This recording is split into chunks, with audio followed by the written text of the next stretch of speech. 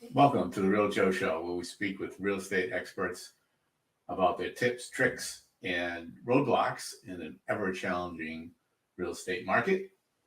With us in this episode, we have Kendall Harris from Hunter Row, and we're going to hear from her how she transferred her talents from a very different industry into real estate and how it's put her on the road to success. So stay tuned.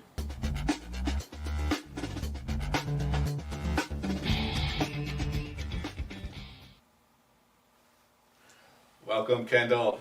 Thank you. I was surprised, flattered by the invite. So Yeah. I'm glad to be here. Well, you're the shining star in this market, especially at this company, and wanted to talk to you about and share some of the challenges and some of the opportunities that have come up going into real estate. Sure. For any agents out there that are thinking about doing it, getting into real estate, or want to be agents, or agents that may have already in the business, who may have a similar background or even a different background, and really think about where their experiences are and bring them forward to what they're doing today. Awesome. So let's talk about what you did before real estate. Let's start there. A completely different world before real estate. So I went through school for accounting and immediately got my CPA.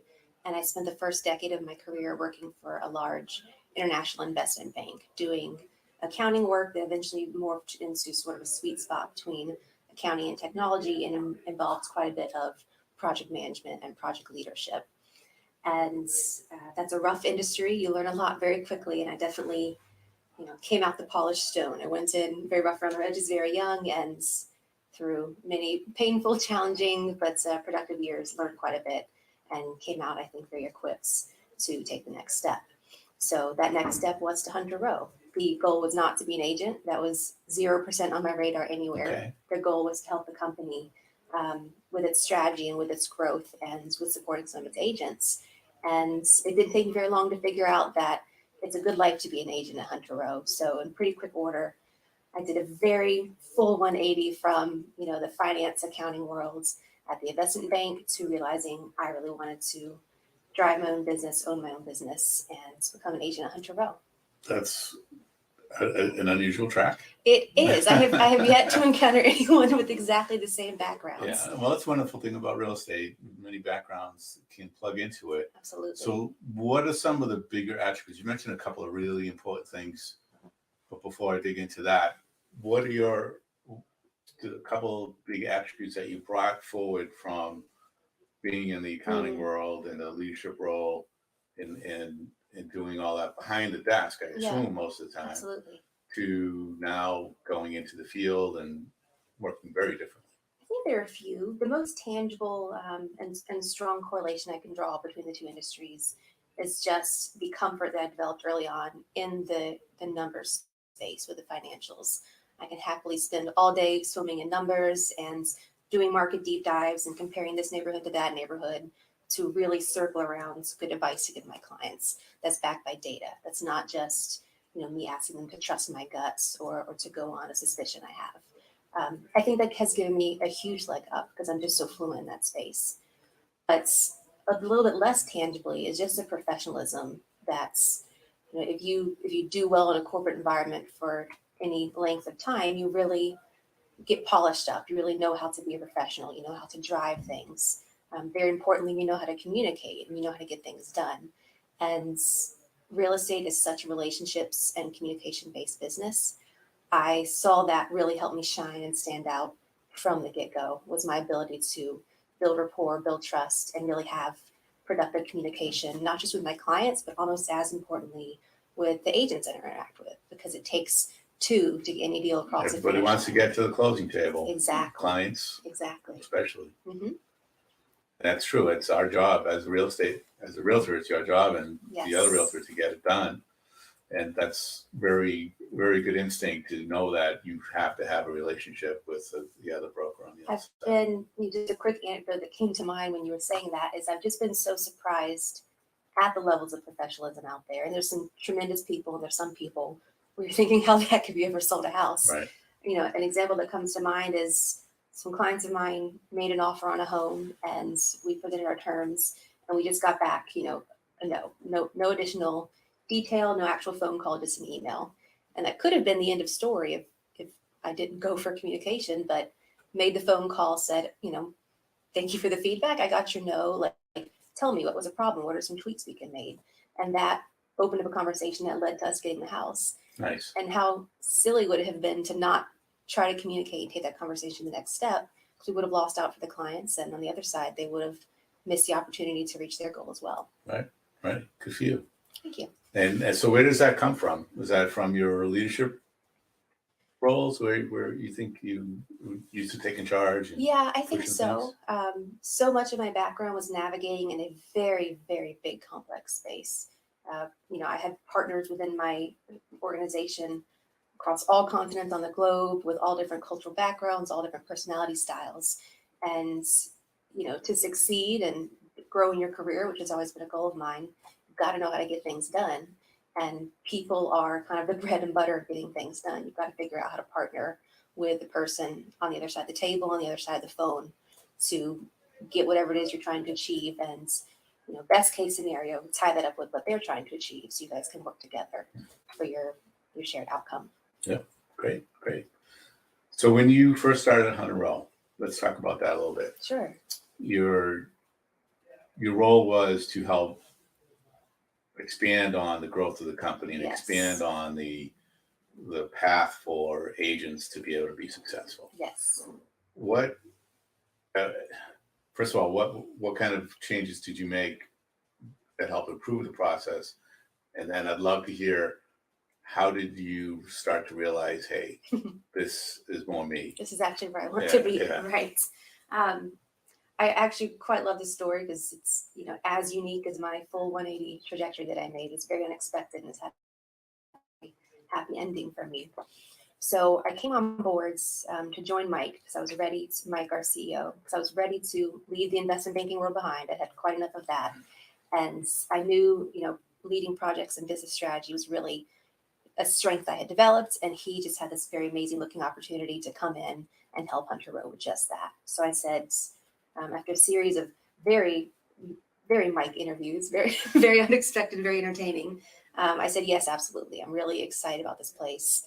I'm really impressed with what I've heard. I'm impressed with the energy and passion here. And it was really the whole picture.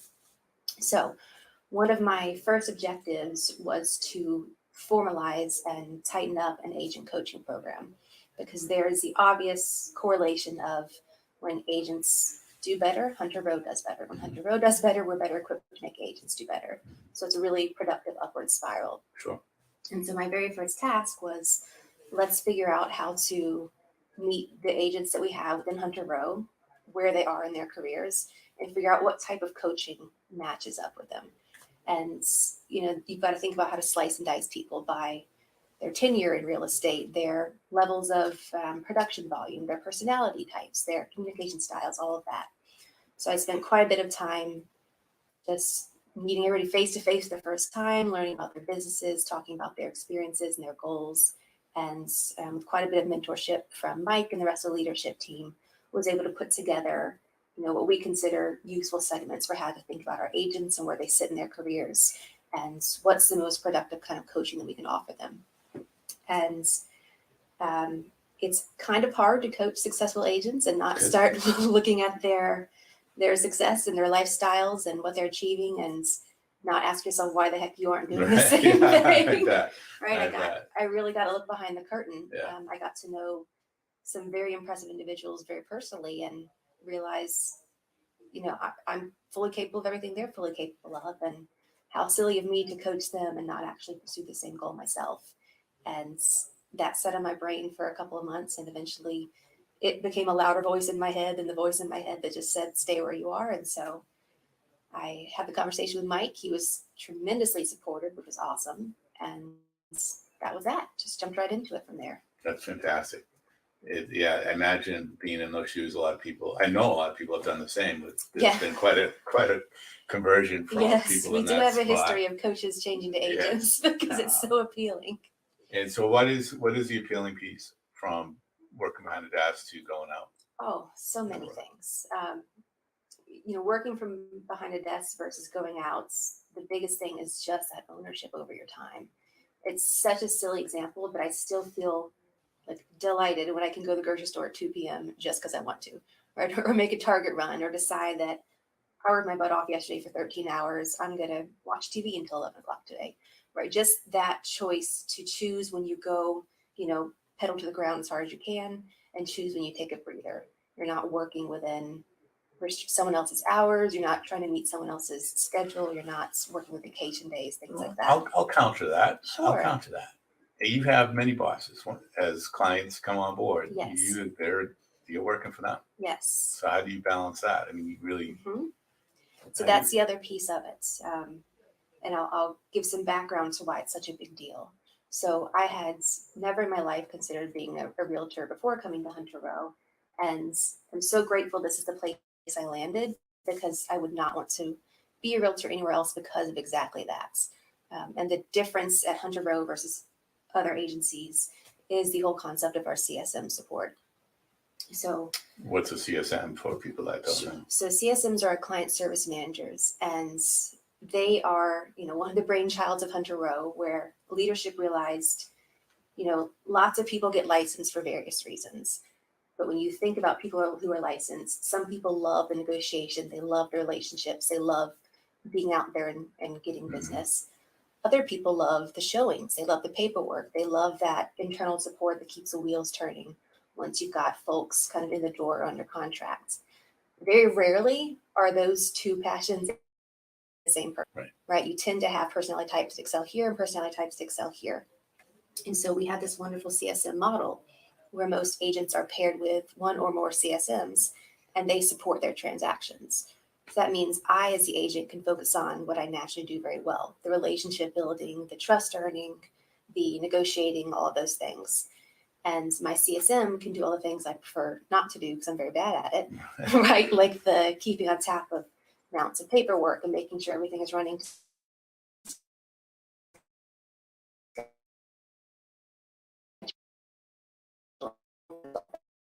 That's my brain too. Is you would be good at following the paperwork trail. Now I do love them. Like I said, I will happily swim numbers all day.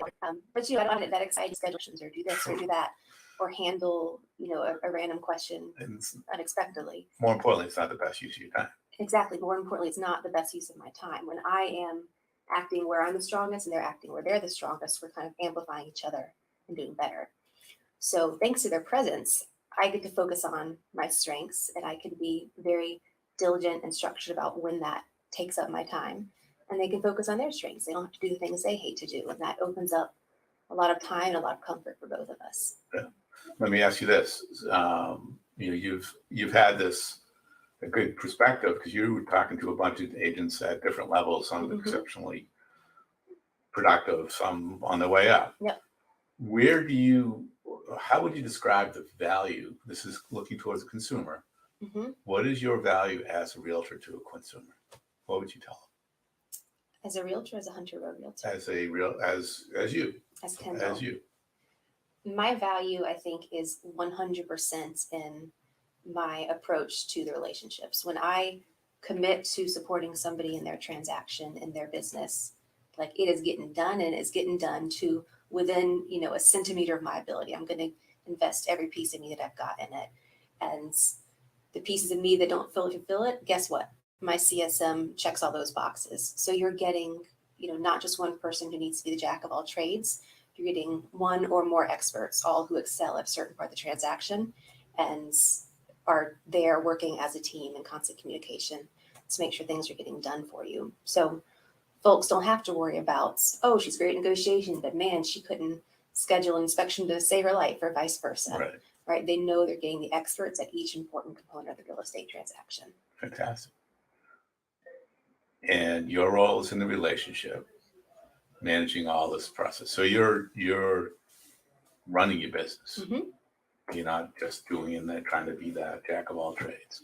The example I've learned to give people, especially folks that come from the corporate worlds and know this lingo, is think of me as the CEO, think of the CSM as the COO, the Chief Operations Officer. The CEO is there to chart the path, bring the business in, set the strategy.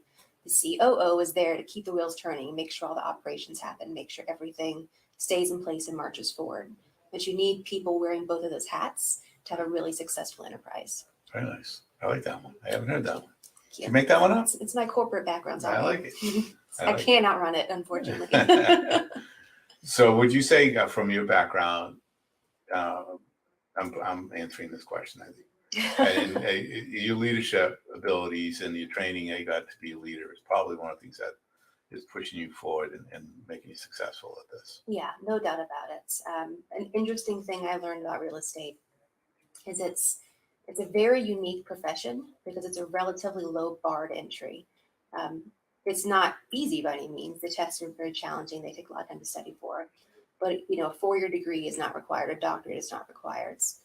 Some of the other credentials you can get are a bit higher hoops you have to jump through. So you really get a spectrum of folks in the industry at varying professionalism levels, and the ones who really know how to treat it like a business, like an enterprise, are really the ones that I see growing quickly, Mm-hmm. and the ones that are really the most enjoyable to work with. And I think I'm fortunate that I was able to walk in with a lot of those skill sets, and it's led to a lot of very quick growth, which has been exciting. That's awesome. So now let's jump forward. You're in this role, and you are a local. Mm-hmm. You grew up here. I did, one of the few. One of the few. That's true. And you can't say the same. I cannot. Listen to you talk for a few minutes, and you'll know. Yeah, not for another ever will I ever blend in. But that's okay. It's a nice melting pot around here. I love it. So, growing up here, and how has that? You would think you have this phenomenal sphere of influence, Mm-hmm. which I would assume you do. Mm-hmm. How have you been able to? What's your strategy for working through who's going to work with you and how to establish yourself as a realtor? Because all these people don't know you as a realtor. Yeah. So how do you make that transition? I think my tenure here, which is the exact duration of my life so far, is one of my biggest assets, because people, before they care about your skill set, they need to care about your character and what kind of person they know that you are. So a lot of the folks that have been my best referrers and who are trusting me with their friends, their family, their parents, their contacts, they've known me for a very long time. They've seen me, in some cases since I was quite literally a small child, but in some cases in my previous career, or maybe in some of the more recreational things I was involved in. And they know my character, and they know my perspectives, and they know how I approach things. And so I think most people in my life have a baseline trust that they'll be taken care of. I will make smart decisions. I will be upfront. Those things that you really want out of someone who's handling probably the most expensive transaction of your life, right? So when I transitioned, that was already there. And I think that helped me springboard quickly. And really all that was needed on top of that was just to convince them of my competency in this new field. And Hunter rode to the rescue again. Right. Standing behind me is my CSM. Standing behind me is our dedicated pricing analyst. Standing behind me is our listing department, who does nothing but their specific professions day in, day out. And we're a whole package. They come with me to every transaction. So even if it was my first day as a real estate agent, I can say you're in better hands than you would be elsewhere, because I'm bringing a whole team of experts to this transaction, not just me. So I'm sure you've come across some people that are out there, a lot of different types of team models out there. How does, from a consumer point of view, and this is just an opinion, how would you say that the consumer benefits from your model of being a team as opposed to a more traditional team model? Sure. I think, in my experience at least, I think the more traditional team model, you're not getting the best of everyone in the team. You're getting a member of the team. And sure, the member of that team can go back and consult with their teammates, but that's not really the intended structure. Whereas the teams, using the word used loosely, that we put together, the intent is that every single person shows up and equally supports and addresses that transaction. So, in a more traditional real estate team structure, I would know who my agent is, and that's more or less it. They may have some people they consult with a little bit on the sides, but I'm not exposed to those people. I don't kind of get to see their expertise shine through. I don't really know what's happening behind the scenes. In Hunter Road team, we all come to meet you. We're all involved in every conversation. We're all, working just our areas of expertise. So I know that each person is equally involved and committed to this transaction and really bringing their best and what they are personally the best at the transaction.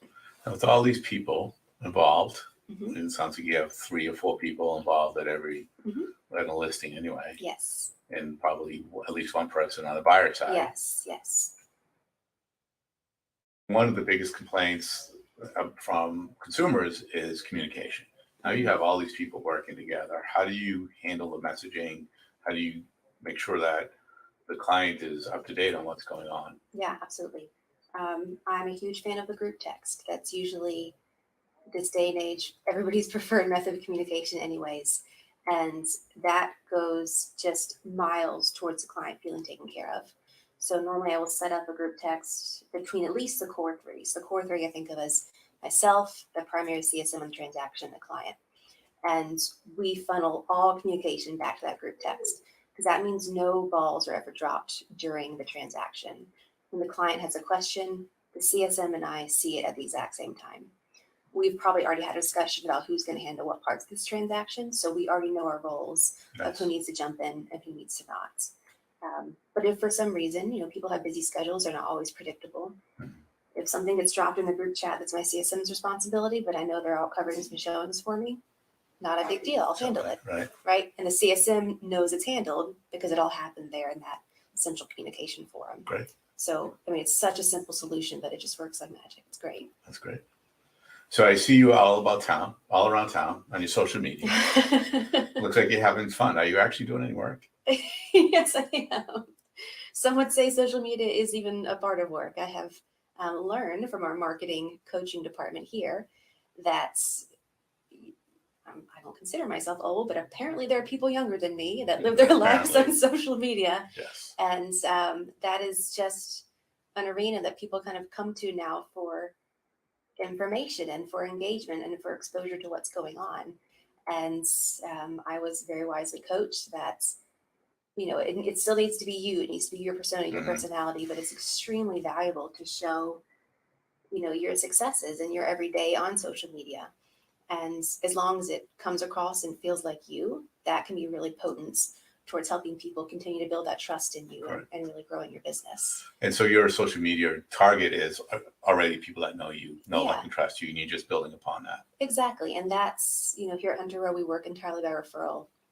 So I'm not wasting my time trying to convince people I don't know that they should work with me. Right. I'm investing my time in staying engaged with people that know, trust, advocate for, and support me, and keeping them abreast of what I'm doing. And those things just tend to roll in the right direction, and referrals just tend to come out of that, which is great. Yeah, fantastic. It's a great model. I think there's an oversight on most companies or most realtors to work on their sphere of influence as much as you do. It is. It's the most profitable. Exactly. And it's the nicest way to do business. I could not agree more. I think it's tremendously potent in just that. Why not capitalize on people that already know and trust you? Yeah. And it feels very good from my perspective to do great work for the people they care about. That's awesome, right? I've made a new client. I've also really done something to impress and make someone I care about, feel good and feel happy. And that's wonderful. And also, who wants to cold call a bunch of strangers or be in a billboard or do any of those more traditional things? Yeah, and that's what you're building is far more sustainable. Correct. And it is definitely something you can scale with a team effect and just continue to go at it. Yeah, absolutely. It's an excellent model, and I've been just thrilled to death with it from day one. Fantastic. Well, I just going to wrap it up. Have anything else you'd like to add? Oh gosh, that we have missed? I don't think so. I think I just feel quite fortunate to walk into this industry with the background and the sphere that I have, and it's been a perfect meeting of the perfect background, the perfect place, and the perfect systems all really coming together nicely to just build a great career that's been nothing but, a joy since I started. Fantastic. Kendall, thanks so much for coming on the Thank you show. so much. I appreciate it. Till next time, have fun. Be your best.